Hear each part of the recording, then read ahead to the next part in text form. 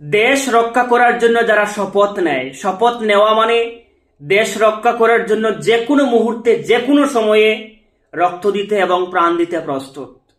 এই প্রচন্ড ঠান্ডার মধ্যে আমরা নতুন বৎসর উপলক্ষে আমরা আনন্দ ফুর্তি করছি, কিন্তু এই প্রচন্ড ঠান্ডার মধ্যে আমাদের দেশের বিএসএফ জওয়ান ভাইয়েরা সীমান্তের মধ্যে দাঁড়িয়ে, বরফের মধ্যে দাঁড়িয়ে আমাদের দেশকে পাহারা দিচ্ছে যাতে আমাদের দেশের শত্রু না ঢুকে। কিন্তু আজকে তাদের ছেলেমেয়েরা আমাদের দেশের মধ্যে নিরাপত্তা হারিয়েছে, তারা স্বাধীন নয়। Example Angel Chakma. এঞ্জেল চাকমার পিতা একজন আমাদের ভারতবর্ষের বিএসএফ জওয়ান। এই বিএসএফ জওয়ান ভাই আমাদের দেশ রক্ষা করার জন্য যে কোনো সময় প্রাণ দিতে এবং রক্ত দিতে প্রস্তুত।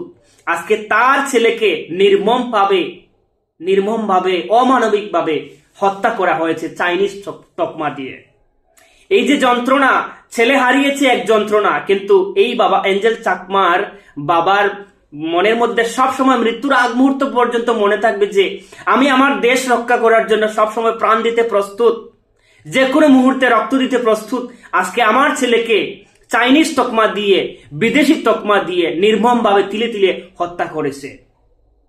এই দুঃখ, এই বেদনা, এঞ্জেল চাকমাকে শুধু হত্যা করা হয়নি, পুরো মানব জাতিকে হত্যা করেছে তারা।